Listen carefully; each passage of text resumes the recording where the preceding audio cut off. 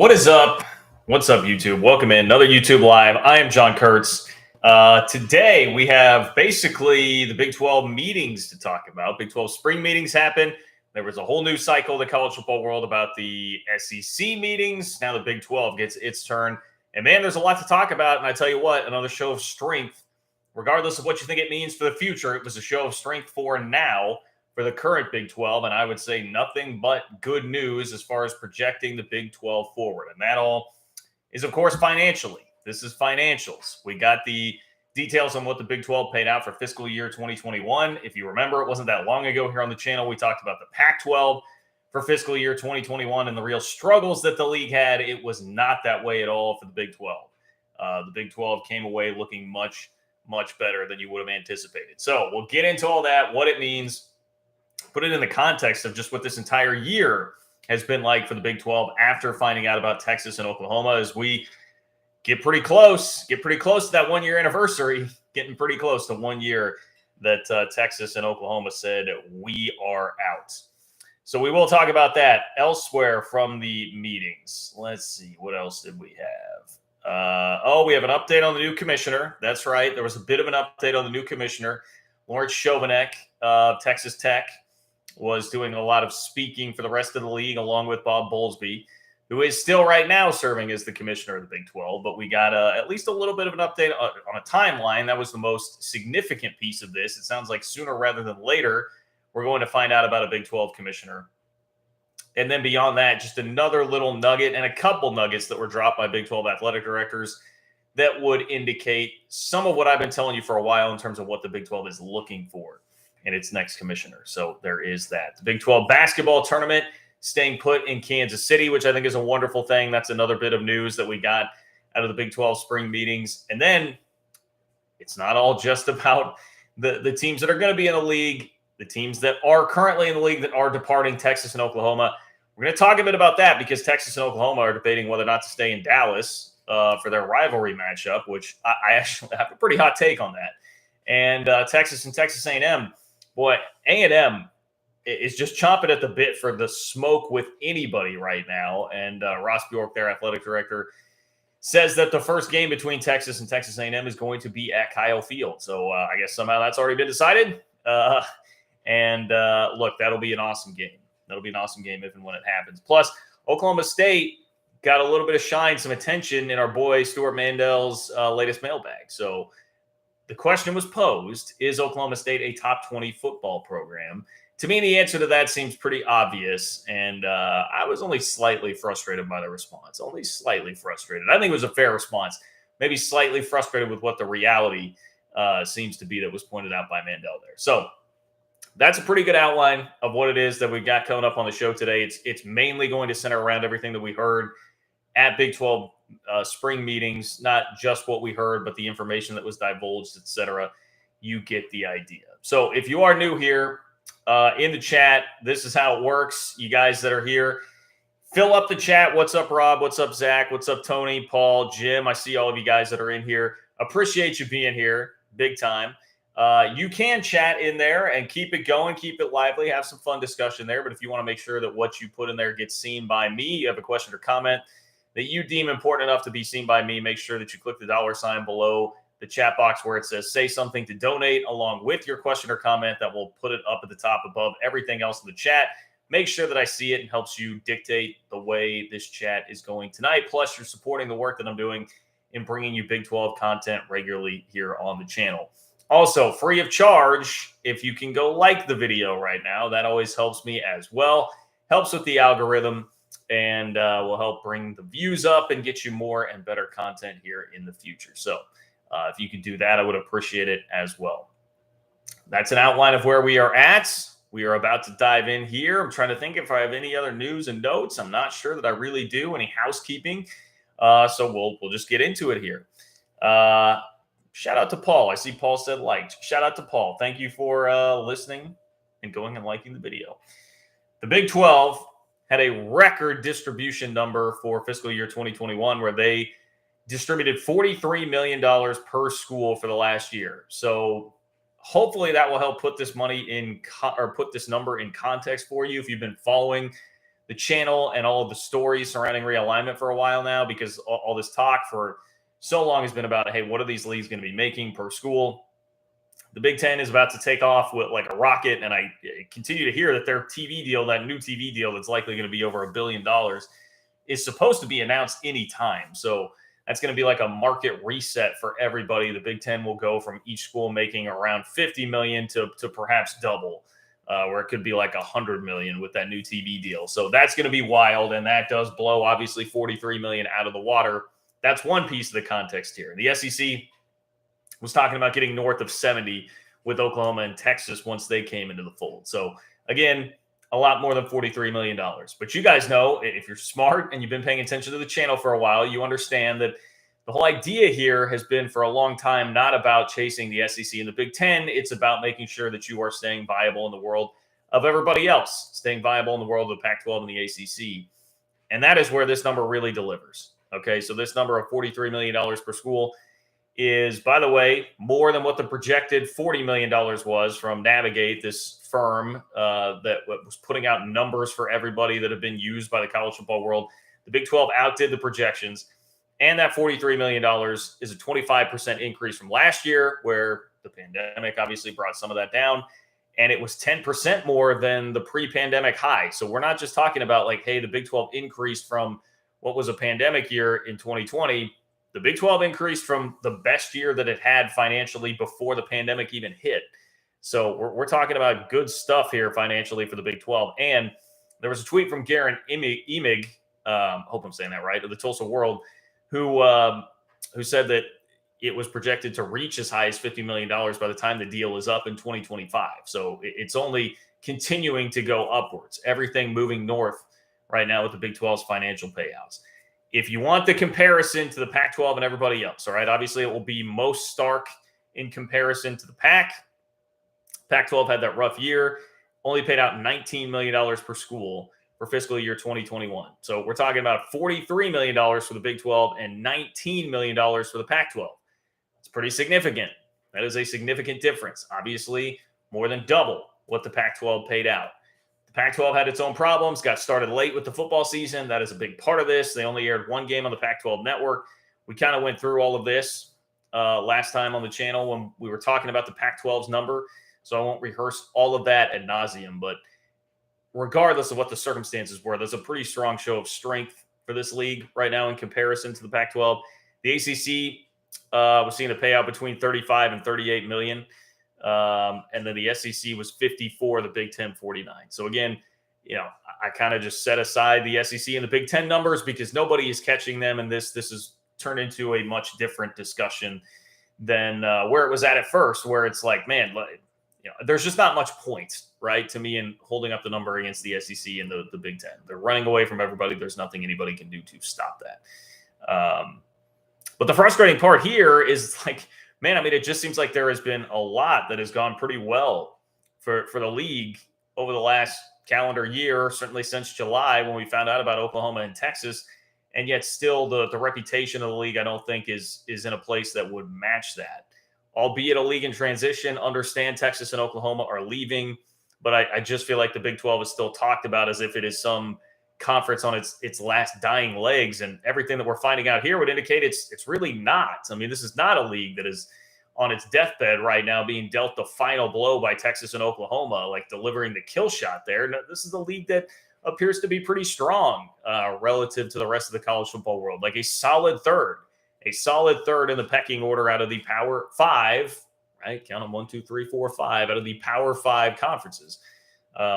And that's just the reality. And everything that we've seen, everything really that we've seen in the last calendar year would back that up. The Big 12 distributed a record revenue number this year with that $43 million. Well, the Pac-12 distributed $19.8 million, some self-inflicted wounds there. But tack onto this list what's happened. The Big 12 had a Big 12 championship game in football, right? Without Texas, without Oklahoma, first and foremost. They didn't even reach competitively the Big 12 championship game. And then 8.7 million people watched the thing. So Oklahoma State and Baylor was enough to attract an audience of 8.7 million people, which flew in the face of, I think, what most people were anticipating TV numbers would be all the way back to the Mandel hit piece, right? Once upon a time. The Big 12 had two 12-win teams, won a couple of New Year's Six Bowls, and Cincinnati made the playoff. So if we're talking about just competitively on the field, we track those numbers all year long about the Big 12's average team ranking, if you were going by the computer rankings, and it was always well in front of the Pac-12, well in front of the ACC. And then even at the top, you have Cincinnati, one of the incoming teams, make the playoff, and you have two 12-win teams. Plus, beyond that, I mean, Houston won 12 games, BYU won 10 games, UCF went 9-4 in what you would have to consider a down year. I mean, like that's a down year with a major quarterback injury, right? Dylan Gabriel played the first 3 games of the year for UCF before he got hurt, and that's a team that finished 9-4. So like the league has just, again, Texas and Oklahoma, you will not be able to replace them, and that was terrible news that it's happening, and you would much rather have them in the league than not. But since then, since scrambling to add the 4 teams that were added, since we actually lined up and played football games this past fall, since we found out about the money, which is the other most important part here, like trying to stay viable, everything is lined up to being very good for the league. Does not guarantee that the next TV deal is going to be outstanding, but this certainly puts you on better footing than what I think most people were looking at. Like Bob Bowlesby, and I was reminded of this, and I'm going to give you some Bowlesby quotes here in a second, but Bowlesby, when he was speaking to it was some kind of political deal in Texas where they had asked him about the value of OU in Texas. And he said, well, the TV revenue was $28 million. We'll probably lose $14 million of that with Texas and Oklahoma. Bowlesby's now walking that back, saying that won't be the case. And if the numbers are this strong right now and only going up, I would think there's something to that. Like it's probably not going to be that drastic of a drop, especially when we're hearing about BYU being a willing and game partner to play those 8:15 local time kickoffs to keep the Big 12 in all 4 time windows across college football Saturday and multiple different time zones as well. All that seems to be very, very positive. So before I get into the Bowlesby quotes, I do see there is we've about doubled the chat room here since I last said this. So please go like the video if you don't mind. That would really help me out. Those of you that are in here. And a reminder again to donate, which will get your question or comment up to the top of the chat. You can click the $sign below the chat box where it says say something. That is how you donate. Make sure your question or comment gets seen by me. Support the channel, support the work that I'm doing here to bring you Big 12 content on a weekly basis. So here's a quote from Bob Bowlesby. He says, "We've been 3rd in distribution, and I think we'll stay there for the foreseeable future. TV rights are only worth what anybody is willing to pay for them." So the interesting part there is Bob Bowlesby saying that it's going to stay there for the foreseeable future. I don't know what he means about the foreseeable future. I mean, if the foreseeable future is the next 2 years, then yes. Now, as bullish as I am about the league, I would be a little cautious in saying like, hey, for the foreseeable future, thinking and assuming that on down the line, with the next TV deal, you're going to be definitively 3rd in the pecking order, right? Like that seems risky to me to go down that road. It may not be, but I think it'll be very competitive. The point to me has always been, I don't think it's going to drop drastically below those. I think it'll be right in line and very competitive. We know basically what the ACC is going to be. It's not really going anywhere. It's going to stay pretty static and in that upper 30s, like high $30 million per year payout per team in the league. That's basically where we're at. Here's another quote from Bowlesby. It says, quote, "It's too early to forecast whether the next rounds of negotiations are going to be a lot more, a little more, or going to be flat. It'll be a matter of time what the appetite is at that point in time. But the Big Ten and the SEC, by virtue of their networks mostly, is that they're doing well. The other side of that is that all linear programming and subscriptions are declining, and so are the subscribers for the SEC network and the Big Ten network. Those numbers are continuing to decline." All right, this one I think is a more interesting quote from Bowlesby. Bowlesby says, quote, "Intuitively, you say there's 2 bell cows that have left and they're going to take some value with them. We're also going to have more inventory, though, as a result of having 12 teams rather than 10. And we've added good quality and good markets with recruiting opportunities. So I'm not prepared to say we're going to have 50% of our value undermined. I don't think that's going to be the case." And that, again, is referencing what I mentioned earlier, which was Bob Bowlesby telling the Texas state legislature after the Oklahoma and Texas announcement broke that the TV income had been at 28 million, and with the Sooners and Longhorns leaving, that it would drop to about 14 million. Now, the figure was late. I'm seeing here in a note from the story, and this was pulled from John Hoover's story, I believe, where it says that figure was later amended to $5 million. And I apologize. It was either John Hoover's story or the ESPN.com story. I was reading off of both of those earlier today. That figure later amended to 5 million, like, as in you're only going to lose 5 million, or that figure is just like the Mandel, like, oh crap scenario where like nobody is worth anything. It's 5. I'm not entirely sure what that little footnote included there actually means, but either way, I'm with Bowlesby. I don't think you're going to lose 50% of the revenue right now. I've seen enough positivity, enough that would indicate that it's not going to be that sort of a drop off, and enough like strength resonating for the Big 12 here in the last 10, 11 months that I feel relatively encouraged that it's not going to be that. And that should keep you competitive with everybody else. Again, the Pac-12 is not going to be at $19 million forever. They have a new TV deal too. So much of this is about things that we don't know, like unknowns that we don't know right now. Who's going to come into the streaming game? How much interest will there be? Who's going to be the new Big 12 commissioner? What is Cleve Cobb? This guy was hired from outside of the college athletics world, and the Big 12 seems to be skeptical of somebody like that with that sort of background as they go through their own search. Will that add up to being able to put together a good TV deal? We just don't know. We're not going to know the answers to that. So this could all change, but based on all the data that we have in front of us right now, I would say there was gloom and doom projections for the Big 12. And in the face of that, the league has actually projected a lot of strength financially and actually athletically and what they're doing on the field here in the last year. Through no thanks to Texas and Oklahoma, who did not compete for a Big 12 championship last year in football.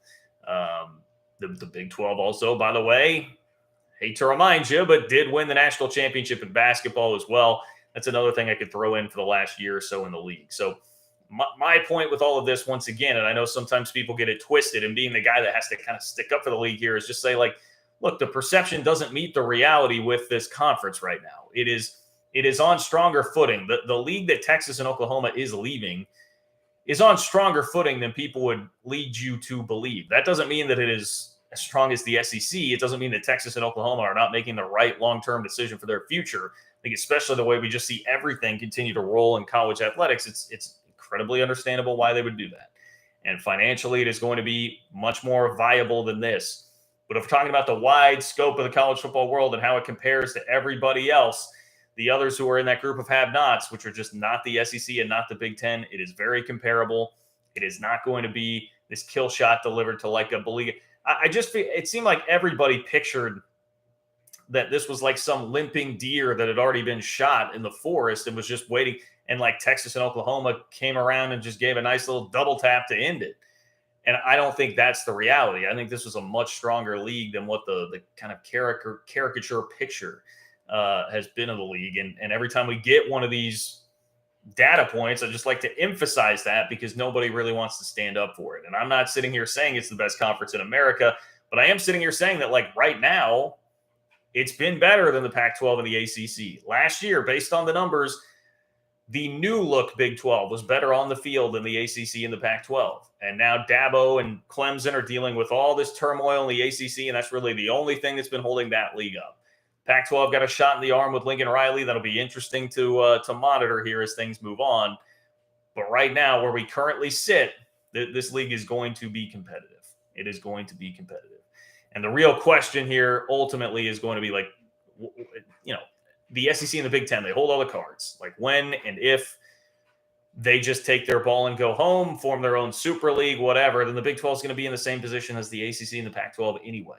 Like, may get some of your top brands picked off if you are those leagues, and then most everybody will be left just wondering what the heck is going on. But for now, you're going to be okay. And especially if, and I saw this even from Mandel reading through like his mailbag and talking about some of this, if the assumption still is that we're going to get to a 12-team playoff, it's a whole other enchilada in and of itself. Again, thank you, Jim Phillips. But if the assumption is that you're going to get to a 12-team playoff, then you will definitely be okay. You will definitely be okay. And you will definitely have a team making it every single year, which might be the Oklahoma State Cowboys, which I do want to talk about later on here, because that was also a part of Mandel's mailbag. So before I get to the piece about the commissioner, I will remind you once again, if you are so kind and so inclined, you can donate by clicking the $ below the chat box where it says say something. That'll get your question or comment up to the top of the chat, and also help support the work that I'm doing here, bringing you this content on the channel. Also, if you can like the video, it's free, doesn't cost a cent, and really helps me out as well. I would appreciate it if you did that. So we got a bit of an update on the new commissioner of the Big 12. And I'm sorry, I'm reading a comment here. It says, John, your K-State picture is crooked. It's actually not crooked, man. This camera, the tripod with the camera, I can never get it to like set up fully straight. It is not the picture, it is the tripod. And I've tried many a time to actually make that thing completely level and work, and it's been a pain. So know that it bothers me too. If the picture in the background being slightly off bothers you, it bothers me as well. I'm going to have to try and get that figured out. New commissioner update. So Lawrence Chovanec, the chancellor, I believe it's chancellor. Maybe I call him the president of Texas Tech earlier. I believe it's the chancellor at Texas Tech. A little fancier term there. He says the goal is to announce a new commissioner at the league's football media days, which are scheduled for July 13th and 14th. That, I think, is very noteworthy in that it's coming up. We're sitting here June 5th, like basically within a month, 5 weeks. We're talking about 5 weeks from now, knowing who the next Big 12 commissioner is going to be, which is in line basically with what the timeline was that was set initially. It was Bowlesby leaves. We want to have somebody within 90 days, and that timeline all fit with before football season, right? Which makes perfect sense. You don't want to be going into football season with Bowlesby still sitting there. You would rather have the new commissioner in the league ready to start handling those problems when you're going into the most important time of the year. But this is confirmation of that. And when it had been such a quiet, secretive process where there has not been a whole lot of information out there about what the league was going to do at commissioner, that starts to make you wonder. So I think that is the importance of this, dropping that out there, one, just to basically say like, hey, things are still on track, and to reiterate that things are still on track when nobody is getting any information out of this. Like there have not been any leaks. If there had been leaks along the way, I think people would feel more confident that something was happening and that we were going to get in a timely manner a commissioner actually named here. If you heard, hey, so-and-so is interviewing, think about some of the coaching searches that we had with a crazy year for the coaching carousel. We would hear as those went along sometimes about so-and-so interviewing here, so-and-so's plane was there. Like we're not getting that with the Big 12 commissioner thing right now. So that is, I think, good positive news to hear that, because the sooner the better. Like turn the page. Bob Bowlesby deserves to just go be on a beach somewhere, but more importantly than that, the league just it's such an important time. We're talking about record TV numbers here or record payout numbers here, but you've got a new TV deal to negotiate. The planning on that, the maneuvering on that needs to start yesterday. Never too soon to get that going. So get the new leader actually in there. The Big 12 has a reputation kind of for being a mess, but they've done a good job, I would say, of keeping this all pretty in-house and keeping this all tight-lipped. And when you have as many cooks in the kitchen as you do in a conference, I would think it would be pretty hard to keep that information all under wraps. I would be curious to know whether or not interviews have actually started for the Big 12 commissioner job or not.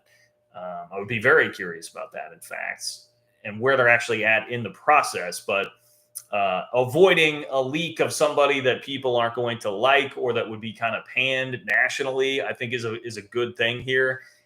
Because sometimes even the leaks on like a coaching search rumor, it could be a coach getting more of just a cursory interview, like not a real serious interview, and could blow the whole thing up. You could run into a situation like at Tennessee, John Curry and Greg Schiano. Like John Curry's trying to hire Greg Schiano at Tennessee. It gets out and the hire gets completely blown up because everybody thinks it's that terrible. So for the league in the position where the default setting from every national media person is always, oh, the Big 12 is a joke. If any name were to leak, I feel like unless it were somebody that were just their reputation preceded them to the point where no one could make fun of them, it would most likely get made fun of. So I'm honestly cool with the no leaks thing here. I really am. like everybody, and I don't just mean other people on Twitter, like other fans on Twitter, like even national media. Like I think the jokes would come pretty quick and hot and heavy if you started getting names actually leaked out there, and they weren't. Oliver Luck, I think would probably be fine. I don't think that one's going to get made fun of a whole lot.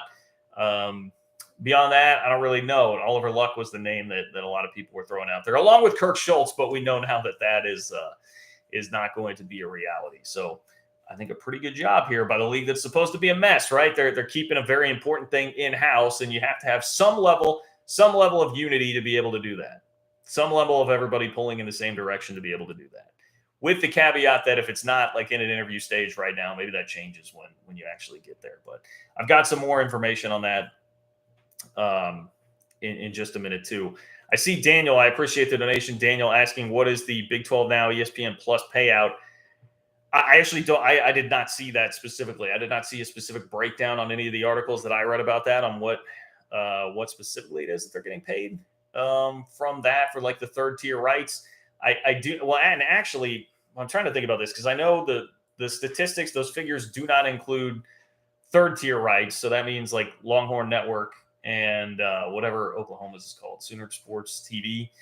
I should know. I had it downloaded not that long ago to watch K-State Oklahoma baseball, but those figures are not included in that number. So like the Longhorn Network obviously is not included in Texas's payout there. They're getting money on top of the $43 million from the Longhorn Network there. So I'm not 100% sure that it would even be included in there, just thinking out loud about it. But sorry, I wish I had a better answer for you there, Daniel. But appreciate the donation. Appreciate you being here on the chat.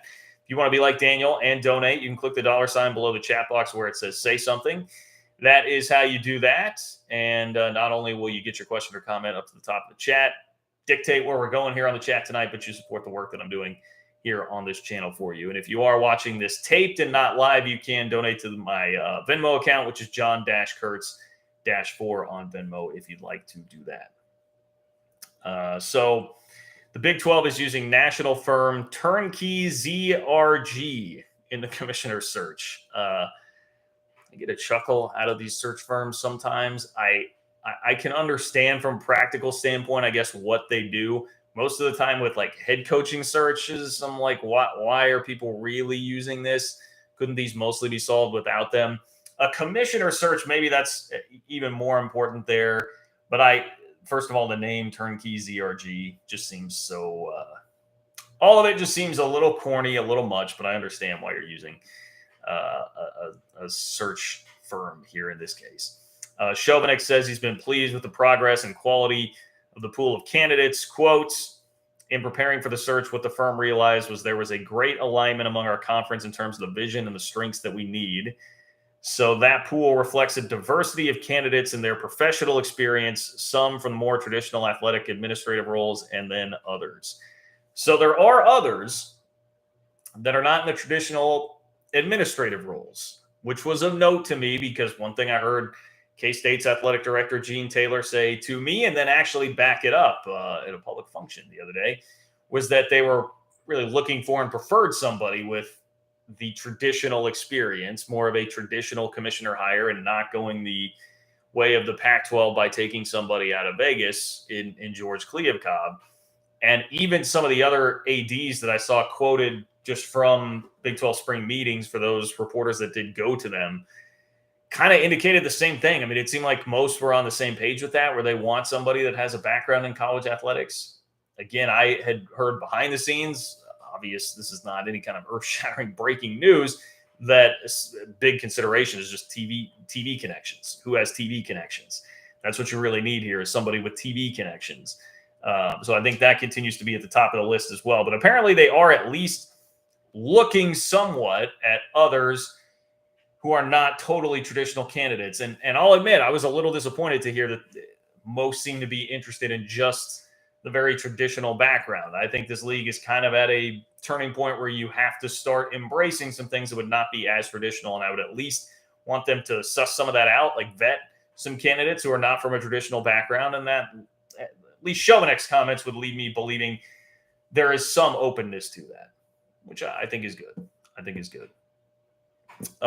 David, what's up, David? David says, hey, big time. Our K-State of the Big 12 allowed to participate in crypto seems like a great way to raise money for the programs. Interesting question there, David. First of all, thank you very much for that donation. And second of all, thank you for bringing a question that we like that is one that's going to make me legitimately think here. Now, my first thought is I don't know very much about crypto at all. Other than I have a buddy who convinced me to dump like $150 into Shiba coin, I think like a year and a half ago. It doesn't seem like that's doing very well. I don't even think the Robinhood app on my phone is like active anymore because I don't ever check it, but it didn't seem like it was doing very well. And didn't I hear within the last couple of weeks about crypto like taking a nosedive? Things were not good. So I don't know. Now, I understand the volatility of crypto and that could change in a second.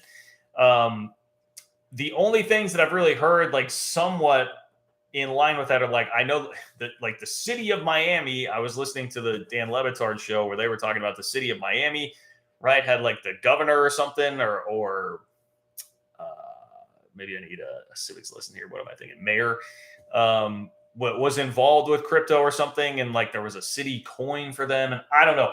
Some of that just is so over my head. I know some NFL players have had their salaries paid in that, which can be pretty risky. It seems like a very risky move. Now, Daniel, you have caught me coming off of a comment where I said, hey, this league needs to be open to anything. So would I shut the door on crypto? No, I would not. I would not shut the door. If there's somebody that can give you a presentation on it, I would at least hear them out. I would listen to somebody's elevator pitch on that. But I am not well-versed and intelligent enough in that realm to even begin to tell you how that could really legitimately be beneficial. It would take someone much smarter than me to do that. But look, crypto and NFTs, all that had become a part of our society and a part of the culture. And I guess is here to stay. Maybe it remains to be seen how much staying power like the NFTs in particular will have, but it doesn't seem like crypto is going anywhere. So maybe that is a possibility. I see Baylor Bear saying major soccer clubs are going to crypto and NFTs. I did not know that. So I'm seeing some conversation here. I'm curious what you guys will have to say in the chat about crypto here. Some of you who might know more about it than me. I will just admit to being very in the dark about it because I just frankly don't know. I see Scott C saying this is the time to be accumulating crypto. And yeah, if it's down, I mean, I'm not going to lie. I did have that thought when I saw news story a couple of weeks ago that it was all way down. I was like, maybe this is the time to hop back on. Maybe this is the time to reinvest in my Shiba coin or whatever. So maybe it is that time for the league. I do not know. But good question. And look, I like your way of thinking there. Let me just say that. David, I like your way of thinking there because I'm saying embrace creative ideas here. Clearly you are. So I like where your head is at for sure. And hey, if you have more information, like if somebody does, hit me up on Twitter at JL Kurtz. Hit me up on Twitter if you have like more of an explanation of how that could potentially work or what's going on with those European soccer clubs. Like, for sure, hit me up. I would be very interested in learning more about that. Daniel, appreciate the donation. Thank you, Daniel. Daniel says the new Big 12 has a competitive alliance in all sports with the SEC, especially if they expand into major metro markets in the West like Denver, Memphis, Las Vegas, Tampa. So this, I'm assuming, Daniel, and correct me if I'm wrong here in the chat, just let me know. I'm assuming you're kind of pitching this like, hey, the new Big 12 should form a real competitive alliance here with the SEC. I think that is something that this has been brought up many a time before here on the channel. And like my thoughts on this always have been like, hey, if the SEC will do it, great. I think that's the problem is like selling the SEC on it being totally necessary there, especially as they mull right now. The idea of like, hey, do we do 9 conference games? And if they do that, then you have all these teams that already have like another rivalry game already on the schedule. It may get tricky. Those schedules are going to be filling up. I'm thinking football, obviously, here. But I think that's the one that we know matters the most. And if you're trying to better your TV inventory, a scheduling alliance, something like that with the SEC would be wonderful. That would be absolutely phenomenal if you could do that. Because if you all of a sudden are saying, hey, now we've got BYU, that's a national fan base. People will watch those games everywhere. They're going to play their games at 8:15 at night, so you can put us in every single window across the entire college football Saturday. And now on top of that, we're going to give you, 9 games every year in the non-conference against SEC competition. Well, there's some real selling points to that. If you're talking about from an inventory standpoint for TV or streaming, whoever it is that might be buying what it is that you're putting out there. So it would be great. It's just, would the SEC actually buy in, and would the economics of that make sense for their league? But if you can, I would definitely do it. And I see the point you're kind of making there is like, hey, if the league expands more, if you're going, I'm assuming Denver, it means Colorado State. If you're adding them, if you're adding Memphis, UNLV, like getting into Vegas, Tampa, I think those are. I see the appeal of the markets. UC or USF seems pretty far off right now. UNLV seems pretty far off right now. Memphis, I would say, that could definitely be on the short list if they decide to go that route. Don't know about Colorado State. But I see the pitch that you're making there. The pitch to the SEC would be like, hey, you guys want to get your brand into bigger metros here? This is one way you can do it. I just think the SEC would probably say, like, at this point, we're too big to fail. Like, we're the power broker. We control the future of the game. You guys are all at our mercy. Maybe. Like, we'll get back to you on that. That's kind of how I would guesstimate that the SEC would react to it. But if the Big 12 can pull it off, sign me up. I think it should be pursued. It should be pursued. And hopefully the new commissioner will be aggressive on that front. Because if you think back to, one commonality that will bind the two conferences, if you think back to 2020 and where it was at when everybody's determining whether or not they're going to play a season, remember it was the Big 12 that was really kind of the linchpin there and saying like, hey, no, like we can push forward with this. And the SEC obviously was very much in line with that and on board with that. And it was the alliance leagues. It was everybody else that was kind of against it. So culturally, there is a fit there. And now you kind of got this line in the sand drawn between the alliance and everybody else, especially when Jim Phillips blows up the 12-team playoff and kills any further examination of that, which I think has been obvious, has gotten under Sankey's skin a little bit in the way where he just knows he can now needle everybody else. Maybe that is something, long way of saying, maybe that is something that would create more of a commonality, more of a bond between the Big 12 and the SEC, more of a willingness to do that. I just don't think the SEC has to, but it would be great. It would be a great little bit of, I don't want to say charity. I mean, I hate to say that to this league, but kind of a little bit what it would be like. Cyclone Steve says, appreciate you being here, Cyclone Steve, by the way. And I saw, Steve, that you asked earlier, what'd you miss? Main thing you missed was just talk about the Big 12's financial distribution this year, which was up to over $43 million, which was a record payout for the league. So very good things there. Much more than the $19 million that the Pac-12 gave out for fiscal year 2021. So Cyclone Steve says the SEC is adding Texas. They will be collapsing soon. Well, I always reference this meme that I love, Cyclone Steve, of Texas as the Grim Reaper going from door to door. And it was like Southwestern Conference, old Big 12, current Big 12. And then there was like another door coming up. I mean, that would be the SEC. That would be the SEC. But unfortunately, I think there is too much clout in that room. There are too many heavy hitters in that room for it to really be possible. I don't know that Texas could blow up the SEC if it tried. And I realize I say that it seems like they've been actively trying to blow up the Big 12 for a long time, in part because they can't ever make a playoff or a national championship game because the program has been mediocre at best for the last 13 years. But I digress. Fair enough, Cyclone Steve. I like the prediction. You know what? If it were to happen, if the SEC is going to blow up, right? If you said, how will this end? Like if the ending is that the SEC will fail somehow, some way on down the road, how will it get there? Yes, I would bet on Texas playing a major part in that because they are very good at it. Very good history of meddling and all that. But it seems like there are a lot of people with bigger britches in the room, and Texas is probably going to find that out pretty fast. Michael, thank you for the donation, Michael. I see. Let's see. I think I see your comment down here a little bit lower, Michael.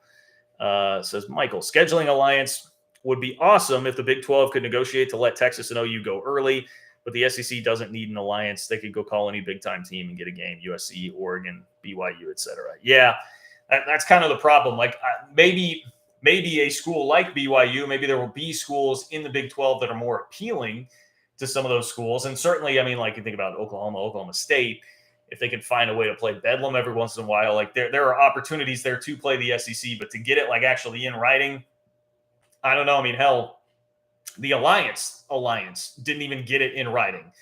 It's like written on an Applebee's napkin to go back to that story once again. So I just doubt that you would ever see it come to fruition. Unfortunately, I would love for it to happen. Love for it to happen. I think it's a great idea. And I'm all for trying to sell yourself, but I don't know that it would ever happen. Elvin, what's up, Elvin? Thank you for the donation. Elvin says, I think Jim Phillips has killed the ACC by siding with the Big Ten and Pac-12. The Southern ACC can't be happy, and the Big Ten will definitely take Northern AAU ACC schools. Yeah, that's an interesting thought, Elvin. Appreciate the donation for sure. And bringing that to the table. I mean, I think it's not just siding with the Big Ten and Pac-12. I think it's a combination of that and then killing 12-team playoff expansion, because now we're all in limbo. And if it doesn't wind up being a 12-team playoff with automatic qualifiers for league champs, I think the ACC will be in a lot of trouble, just like the Big 12 and the Pac-12. And that is something that can obviously really kill your conference. There is also this, the ACC, it just seems like everybody has signed the grant of rights through 2035. So the tough part about saying he's ruined the league because all these schools could be picked off is that gets really tricky. Texas and Oklahoma are trying to wait this out because their grant of rights on the TV thing goes for another 2 years. What if it goes for another 12 years, right? So what that means is, like, all those schools, if Clemson were to want to leave, they're committed. Their TV money is going back to the ACC, whether they are there or not, through the mid 2030s. So that's a problem. It's a really difficult problem. And I guess the way I would frame it is, like, I think some of the other issues may just take over before then to kill the conference. And a part of that being what he did in killing playoff expansion. But I think you have a point about a lot of those schools being very similar to the Southern culture, the SEC culture being right down there. I mean, Clemson and South Carolina, right? Being in the same state and not being super happy to be associated with what I think some people there would label as stuffy academics in the Big Ten and the Pac-12. So I can understand how there would probably be some rub there and some people that are rubbed the wrong way by it.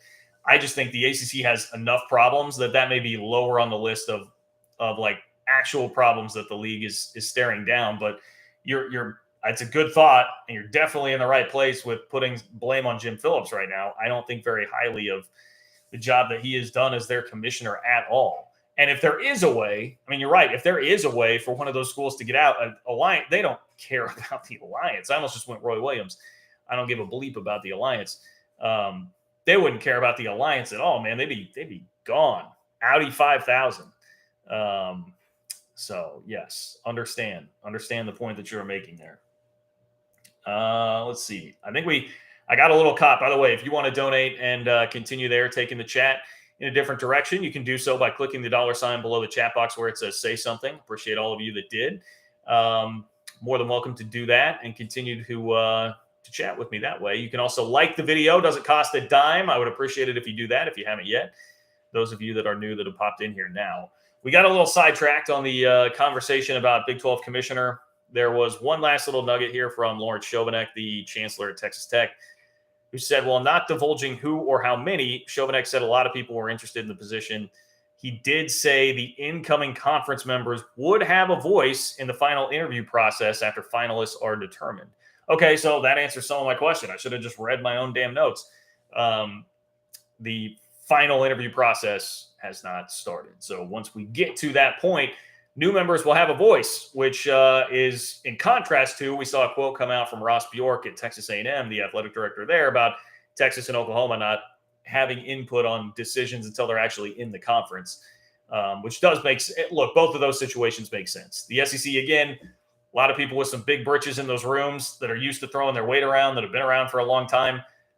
They're not going to let somebody that's not actually in the league yet come in and start making decisions, all right? That's not how it's going to work in the SEC. But the Big 12, you very much want to not only get these teams integrated and have their feet on the ground to hit the ground running as fast as possible, but also especially if you're thinking about like BYU, for instance, already saying, hey, we'll be a good partner for the TV deal and play these games later to help out your TV deal. Well, then you better let them be involved in some of the decision making, right? There's going to be some give and take there, even if that wasn't the total preferred route that you wanted to go. So I think that's good. I think that's good on all sides. Let those new schools, by the way, who just had a phenomenal year this past year. I just rattled off the success on the field. Like they're doing a lot to hold up the reputation of your league as much as they can right now before actually joining the conference. Yeah, throw them a bone. Absolutely. Let them be involved in that process. So love that. Okay. I'm going to try and do like 5 to 10 more minutes for you here. This may be a little more rapid fire on the back end of this with what we have, but I'll do 5 to 10 more minutes here. So that is your 5 to 10 minute warning. If you have something else, hit me with the donation on the chat box below the chat box where it says say something. If you want to do that. The Big 12 basketball tournament is staying put in Kansas City through the 2027 season. Love to see that. I live literally just a couple of blocks away from the T-Mobile Center, formerly Sprint Center, where that tournament is held in Kansas City every single year. It's extended through 2027 now, and beginning in 2024, the women's and men's tournaments will be run consecutively in the same arena rather than concurrently in different downtown venues as they are now, which is a very interesting tactic and idea, and I would think would help out the attendance. I would absolutely think that will help out the attendance, especially as we're seeing a rise in the popularity of women's sports and women's basketball. Like women's college basketball has definitely increased in popularity, and I think just making it that much easier for folks, putting it literally in the same venue and just an awesome venue, I think will be great. Plus the opportunity for the women to play in that venue. Nothing against like Municipal or wherever they've been playing these games downtown. Like you'd much rather play it in T-Mobile Center. That'll be a cool experience for everybody. But to keep it actually in Kansas City, I think is so important. If I had somebody give me some pushback within the last week, I think it was when this announcement came out on Twitter, saying like, why do they continue to hold this in the state of Missouri when there's not even a team from Missouri? Well, I mean, look, Missouri left 10 years ago, and they've continued to do this, and it continues to be great. Why is it great? Because Kansas fans fill it up. Iowa State fans absolutely fill it up. K-State fans, more fair weather, but will fill it up from time to time. And like those are the fan bases really driving this. They're not going anywhere. And even if Kansas still is flipping the skirt up at the Big Ten, they're going to show up for the Big 12 basketball tournament. It's the NBA team of Kansas City. Everybody wants to go see it. And that's a part of it too. Kansas City is definitely a great college area and very much a basketball centric, like a college basketball centric city that just loves and welcomes that tournament. So I will always say it. I can never imagine being anywhere else. Can never imagine that tournament being anywhere else. And for those of you that are new here, if you're a BYU fan, a Cincy fan, a Houston fan, a UCF fan, and you haven't experienced yet the Big 12 tournament in Kansas City, that is something I would highly recommend doing. That is worth the trip.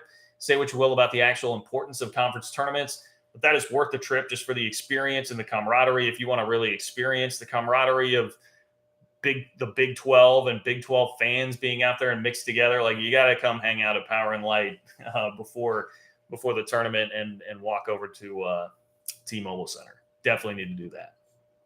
Michael, appreciate the donation.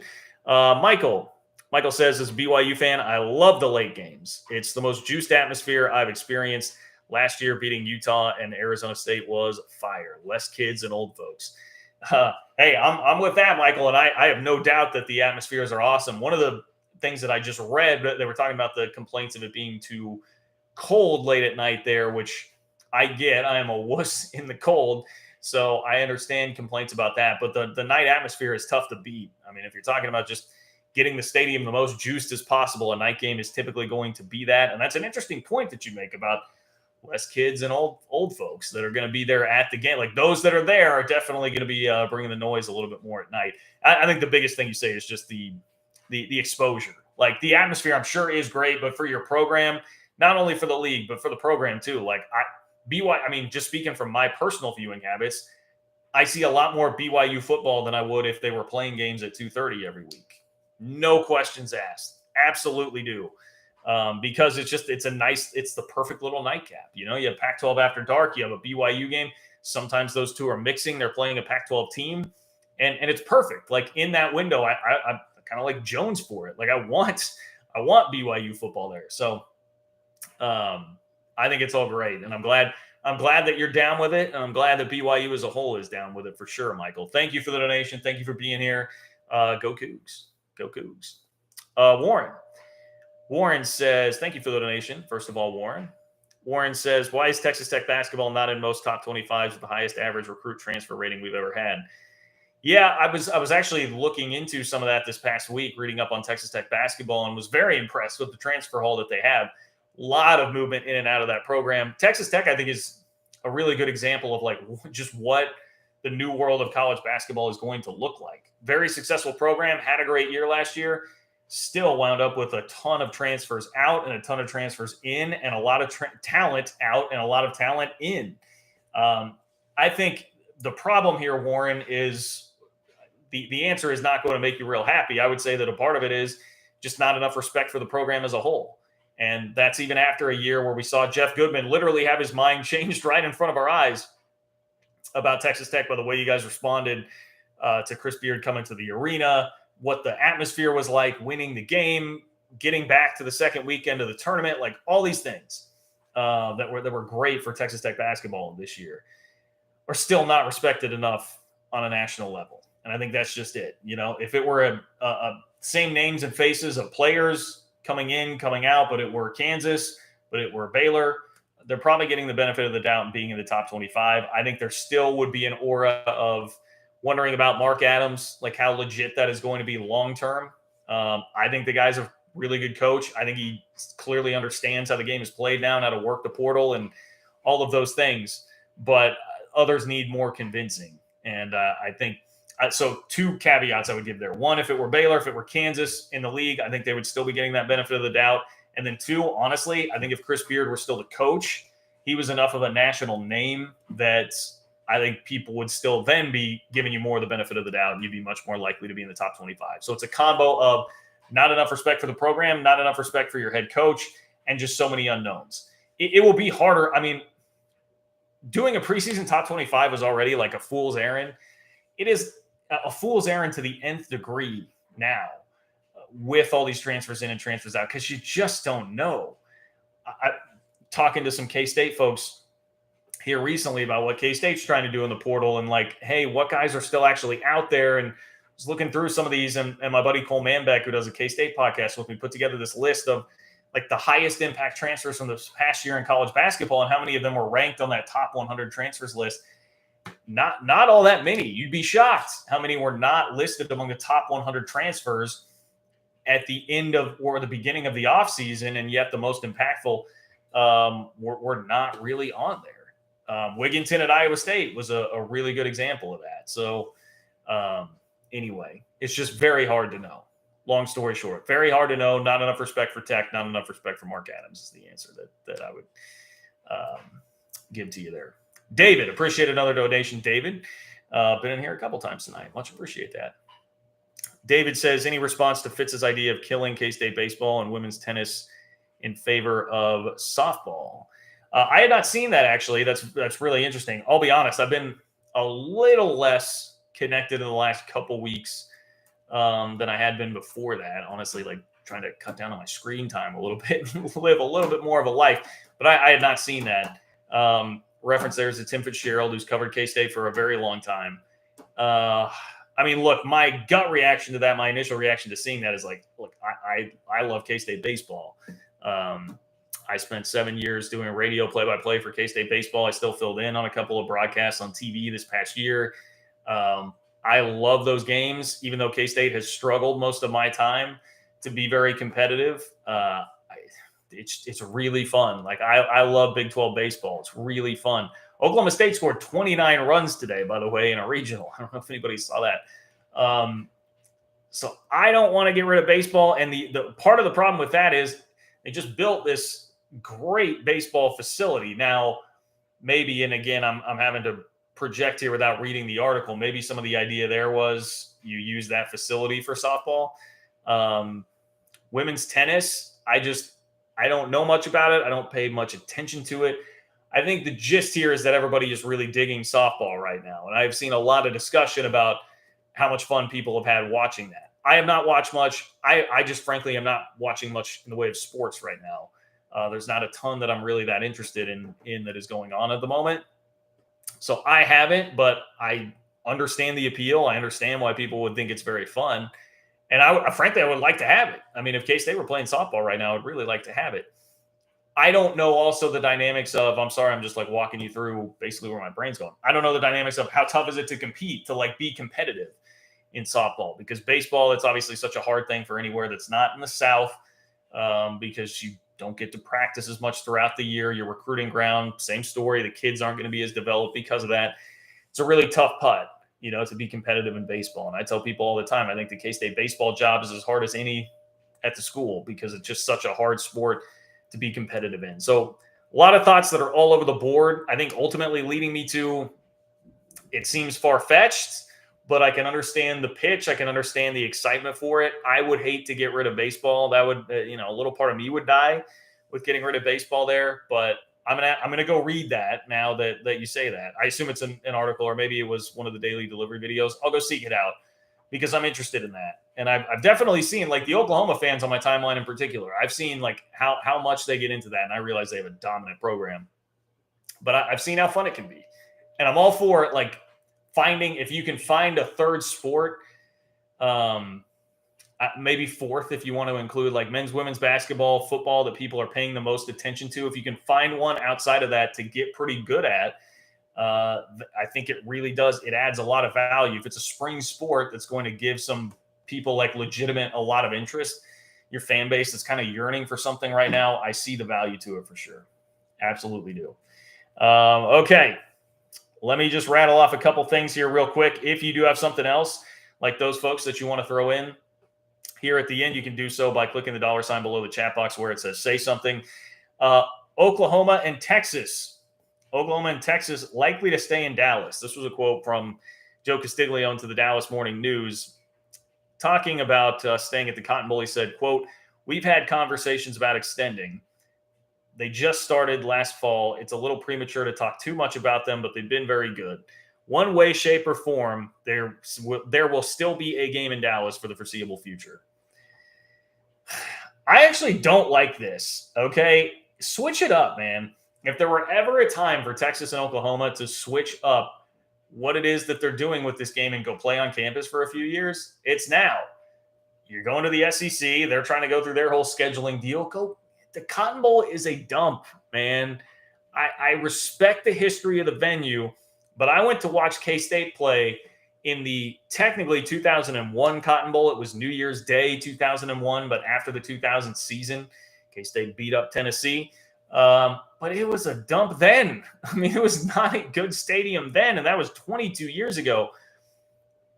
I don't know. I would love to see that game played on campus. Texas has been, the whole move to the SEC was about, like, we got to get better home games, right? Well, what better home game than having Oklahoma come in there? I'm not saying go move the game to Jerry World. I think that would be the worst way that you could do this. That would be the worst iteration of all this. To play the game in Jerry World, more sterilized, keeping it a neutral atmosphere, I guess, for the sake of keeping it a neutral atmosphere, but like, seems kind of blah and boring. More sterilized, like that. That's where, if you're going to keep it in Dallas and do the neutral thing, just do the Cotton Bowl. But I would be very intrigued by what that game looks like on campus, just to see it, just to actually see it. And if the idea is, well, history, we've got to stay on the side of history and not ruin any of these traditions. You're going to the SEC. Like, tradition flew out the window 10 years ago, at least, with the first real major round of conference realignment. Tradition went away. Kansas and Missouri don't play anymore. Texas and Texas A&M don't play anymore. Like, Texas and Oklahoma cannot hold up to me any tradition argument, because you've left all of it behind for the sake of money and for the sake of where the sport is going. So don't give me that. This is a time to abandon tradition and welcome in a great SEC. I mean, can you imagine 2:30? We're firing up good old 2:30 SEC on ESPN.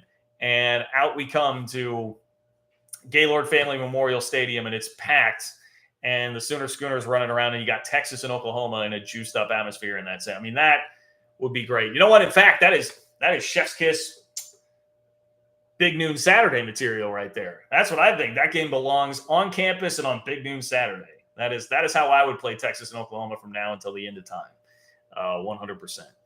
Neilio, what's up, Neilio? Neilio says, don't ever cancel another athletic program ever. Find the money, make the correct hire. So that in response to the conversation that we were just having about cutting sports at K-State and whether or not you would do that for softball. Yeah, I think, look, I mean, K-State did cut equestrian and add women's soccer not that long ago. What was that, 5-6 years ago? And soccer, I think, is very easy to project out. Like Kansas City is in particular, a huge soccer hub. Like youth soccer is huge here. You can see where you say, well, there's some recruiting around here. There's potential. That sport is growing. A lot of people in this region care about it quite a bit, and there is a lot of talent. You can see why you would project out like that could be something that really grows. Even with that, it's been very hard. It's been very difficult for K-State to get that program started. So it is really tough. To Neilio's point, it is really tough to start a program from scratch and get it up and running and have it be successful. So yes, you do risk that in some ways, like taking a step back overall. If you're going to add a sport that people think is fun, it's only fun if you're winning and you're competitive. If you're getting, the break speed off of you all the time, it's not as fun for everybody else. So you definitely run a risk there. Definitely do. I see Tony says, hasn't the Cotton Bowl been massively renovated twice? I'm sure it has. I'm sure it has, Tony. That was an unfair shot that I took at the Cotton Bowl. That was an unfair shot to help my argument there that I would rather them just go play the game on campus. I'm sure it has, because it was not in great condition in 2000. I remember two things from that trip. One, there was an ice storm on New Year's Eve, and my God, Texans have no idea how to drive when there is any level of frozen anything on the roads. There was no preparedness, no salt, no nothing. And I remember almost dying the night before. And then I remember the Cotton Bowl being kind of a dump, and it was super cold the next day. That's what I remember about all of it. So anyway, very last thing. I know I mentioned this at the outset. I'm just going to throw it in here. I don't know that people care about it quite as much, but Texas and Texas A&M, apparently that rivalry, when it does start in the SEC, will start at Kyle Field. That according to Ross Bjork, who is the athletic director at Texas A&M. He says, I can't imagine the atmosphere when that game is played, and it will be played at Kyle Field. So Texas A&M, I guess, throwing some weight around there, getting the assurances that they'll get the first crack at Texas at a home game when that game is played. That is a game I would like to be at. Man. If you could put me at Kyle Field, the only place that I have not been in the former or current Big 12 is Kyle Field, Texas A&M. I've been to every other venue multiple times, even Nebraska, Colorado, Missouri, multiple times, but have never actually been to Kyle Field. So I would love to go see that game. I teased the Oklahoma State thing. Let me hold that over for next time, because we're getting really late here. Stuart Mandel got a question in his mailbag about, is Oklahoma State a top 20 program? And to me, the answer is definitively yes. Without a doubt, yes. And the only doubt that was raised is just what Mandel said was a perception problem from everybody else, which may well be true, but it's completely unfair for the Oklahoma State program. I would like to go more in depth on that, and hopefully we'll be able to when I chat with you guys midweek.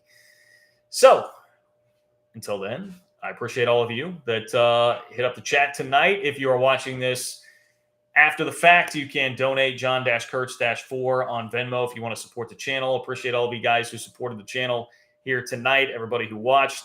And hey, go follow me on Twitter if you'd like to get in touch with me at JL Kurtz. I try to be pretty responsive in the DMs there. Spread the word about the channel. One thing you can always do to help me, if you have fan groups, Facebook groups that you're in with other Big 12 fans of your school, whoever it might be that you think would enjoy the channel, please post this in there. Tell them, tell your friends, word of mouth, whatever it might be.